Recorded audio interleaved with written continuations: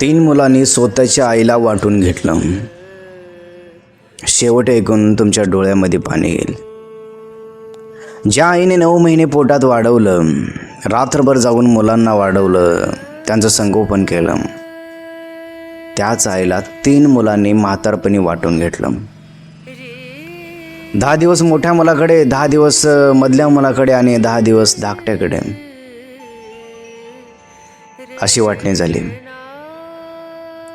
आई काही बोलू नाही शकली हो, कारण तिचा इलाजच चालत नव्हता. पण एक दिवस ती अचानक घरातून गायब झाले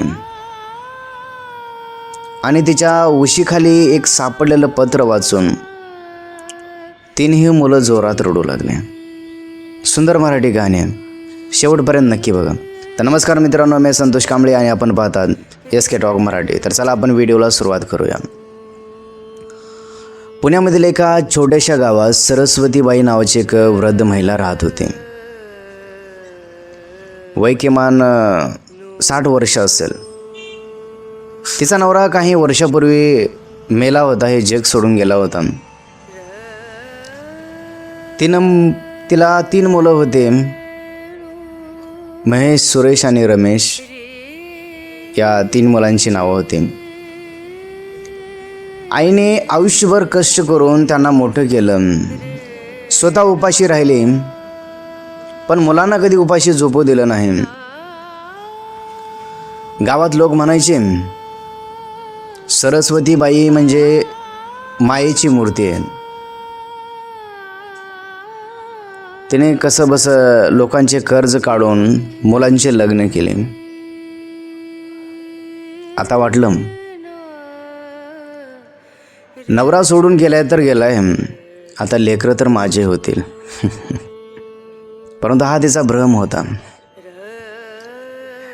आणि पुढे असं काही घडलं जे त्या म्हातारीनं कधी विचारही केला नाही, स्वप्नातसुद्धा विचार केला नाही. तिला वाटायचं की माझे लेकरं मला सोडून कुठेही जाणार नाही. परंतु घडलं असं, लग्नानंतर 3ही मुलं वेगळे राहू लागले. आणि ही आजकालची प्रथा आहे बरं का.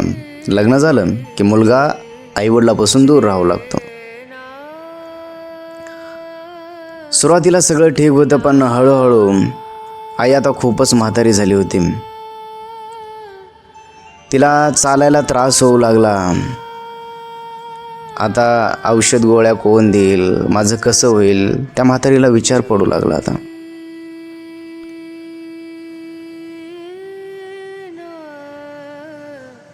तेव्हा सुना कुरकुर करू लागल्या, या म्हातारीच्या औषधाला आम्हीच पैसे देतोय, आम्हीच सगळं करतोय. 3 मुलं आहेत बरं का, लक्ष देऊन ऐका कहाणी. आणि आवडत असेल तर एक लाईक जरूर करा बरं का. सुना कुरकुर करू लागल्या. म्हातारीचं कोण करावं आता? आजारी पडली, म्हातारी झाली, चालता येईना, बसता येईना, उठता येईना. कोण करणार तिचं आता? कोण सांभाळणार तिला? सुना कुरकुर करू लागल्या. एक दिवस काय झालं, 3 मुलं एका जागी बसली आणि सगळ्यात मोठा मुलगा म्हणाला, आपण असं करूया, आईला वाटून घेऊया. थोरला मुलगा म्हणतो, आपण आता आईला वाटून घेऊया. खरं सांगतो, जसं घराची वाटणी होते ना, जसं सोना, पैसा, गाडी, बंगला, ज्या प्रकारे वाटणे होते ना, तशी या जिवंत आईचीच वाटणे केली हो, पोटच्या मुलाने. त्याने ठरवलं, काय ठरवलं माहिती आहे? 10 दिवस माझ्याकडे आई राहील आणि 10 दिवस तुझ्याकडे आई राहील, हे त्यांचं ठरलं. आता आई मात्र दारामागे उभे राहून सगळं ऐकत होते. तिच्या डोळ्यामध्ये पाणी आलं.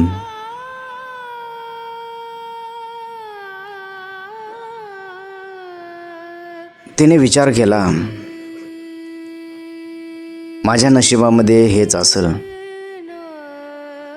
शांतपणे रडू लागले. काय करणार आता? आई दर 10 दिवसांनी घर बदलू लागले. एका बॅगमध्ये औषध, 2 साड्या आणि तिच्या नवऱ्याचा फोटो. बस एवढंच तिचं आयुष्य उरलं होतं.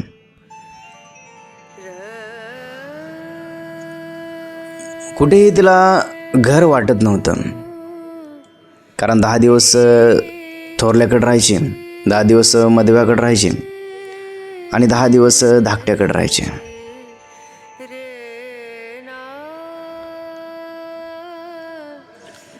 धाकट्या मुलाचा एक छोटा मुलगा होता, त्याचा नातो चिंटू. फक्त तोच आजीवर प्रेम करायचा. तो रोज आजीला विचारायचा, आजी तो आमच्याकडेच कायम का राहत नाहीस ग, आमच्याकडेच राहा ना. आजी हसून म्हणायची, बाळा मी सगळ्याची आई आहे ना, म्हणून मी सगळ्याकडेच राहते.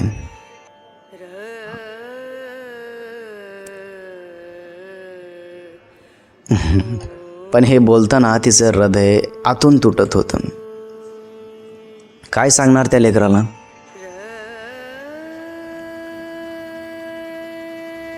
एक दिवस आईच्या हातून ग्लास फुटला.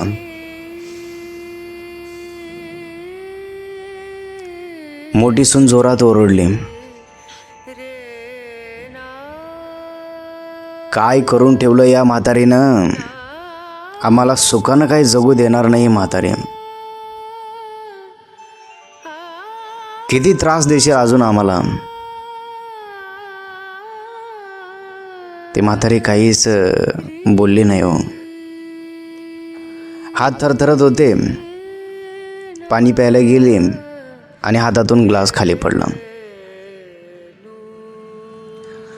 थोरली सून म्हणू लागली, किती त्रास देशील अजून म्हातारी, किती त्रास देशील अजून. आई शांतपणे खाली बसून काच वेचत होते. तिचे हात थरथरत होते आणि डोळ्यातून अश्रू पडत होते.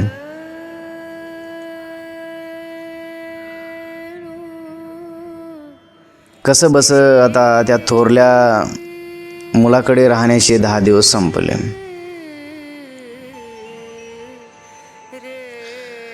आता मधव्या मुलाकडे गेली. ती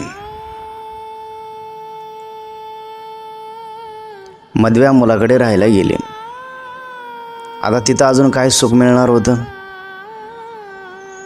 त्या म्हातारीला थोडा दम्याचा त्रास होता. औषध होती पण खोकला काही थांबत नव्हता. संध्याकाळ झालं की खोकला चालू व्हायचा. मधव्या सोनाला त्रास होऊ लागला. ते म्हणू लागले, एकदाची म्हातारी मरून पण जात नाही, दुसऱ्याला त्रास देते. अजून किती दिवस त्रास देणारे काय माहीत. एकदा कटमण्या मरून गेली तर बरं होईल. मधवी सून ओरडली. बिचारी म्हातारी मनातल्या मनात आतल्या आतच रडू लागली. तिच्याकडे काही पर्याय नव्हता. काय करणार, रडण्याशिवाय तिच्याकडे काही पर्याय नव्हता. आणि आजकालच्या सध्याच्या ह्या धावपळीच्या जीवनामध्ये हे चालू आहे बरं का. आईला सांभाळायचं म्हटलं की लय ओझं. पण विचार करा, त्या आईने 9 महिने ज्यावेळेस पोटात होतं त्यावेळेस तिने म्हटलं नाही तुझं ओझं होते मला. म्हटलं नाही हो. मुलगा म्हणतो तुझं ओझं होते मला आता. किती दुर्दैवाची गोष्ट आहे ना. धाकटी मधवी सून म्हणू लागली, आता किती त्रास देशील अजून मला. कसं बसे भांडण तंडत. मधव्या सुनेचे आता 10 दिवस संपले. आता ती म्हातारी धाकट्याकडे गेली. धाकटी सून त्याच्याहून डेंजर. धाकटी सून सासू घरात येताच म्हणू लागली, आली साडेसाती घरात आता, आम्हाला काही सुखानं खाऊ देणार नाही म्हातारे. सासू घरात येताच म्हटले. हे शब्द ना त्या म्हातारीच्या मनाला लागले हो. त्या म्हातारीने विचार केला. थोरल्याकडे गेले. थोरल्या सुनानं तसे केले. मधव्या सुनानं पण हाकारलं. आता धाकट्या सुनाकडे आले तर ती घरात येताच आले साडेसाती घरात म्हटली. त्या म्हातारीच्या जीवाला लागलं आणि त्या म्हातारीनं एक असं पाऊल उचललं की सगळे परेशान झाले. शेवटपर्यंत नक्की बघा बरं का, आणि आवडत असेल तर एक लाईक जरूर करा. आणि पुढे काय झालं माहीत आहे, दुसऱ्या दिवशी सकाळी आई घरातच नव्हते. तिची बॅग पण नव्हती. धाकट्या मुलानं थोरल्या भावाला फोन केला, दादा आई आली का तुझ्याकडं? त्याने म्हटलं नाही. मध्येवाला फोन केला, तुझ्याकडे आई आली का रे? त्याने पण म्हटलं नाही. तिघं पण एका जागी बसले. आता कुठे आई गेली असेल विचार करू लागले. आता तिन्ही मुलं घाबरले.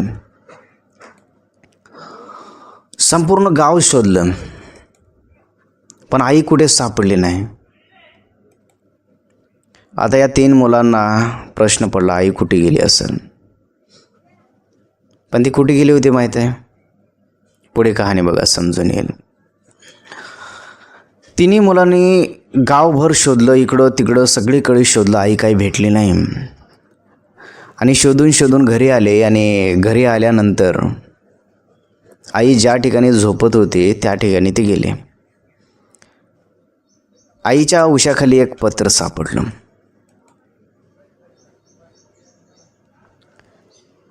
मोठ्या मुलाने थरथरत्या हाताने पत्र उघडलं आणि पत्रात लिहिलं होतं,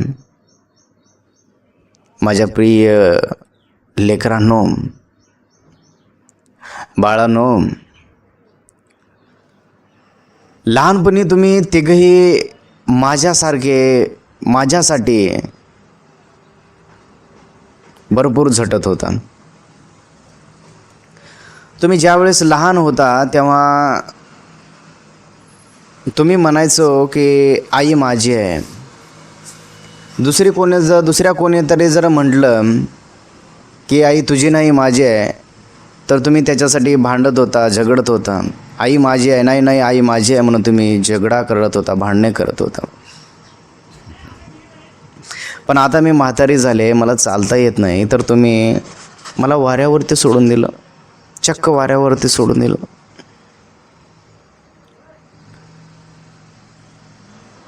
मी तुमच्यासाठी खूप काबाड कष्ट केले. मी कधी तुम्हाला वाटून घेतलं नाही.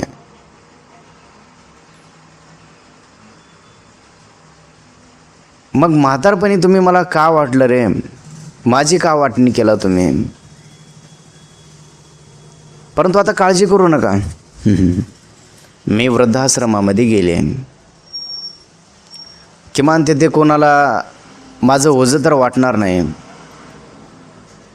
तुम्ही सुखामध्ये राहा, आनंदाने नांदा, एवढीच माझी देवाकडे प्रार्थना आहे. हे वाचून तिन्ही मुलं जोरात रडू लागली. महेश म्हणाला, आपण खूप मोठी चूक केली. ते तिघेही लगेच वृद्धाश्रमात गेले. आई शांतपणे त्या वृद्धाश्रमामधल्या मंदिरासमोर विचार करत रडत बसले होते.